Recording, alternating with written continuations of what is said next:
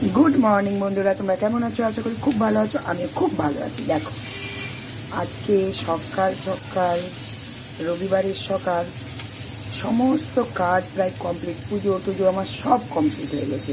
প্রচুর কাচাকুচি করেছি, তাও কমপ্লিট হয়ে গেছে। দিয়ে এখন রান্না করতে বসেছি। আতপ চাল দিয়ে আর ডাল দিয়ে খিচুড়ি। এদিকে খিচুড়িটা বসিয়ে দিয়েছি। আর এদিকে খিচুড়ির জন্য সবজিগুলো ভেজে নিচ্ছি।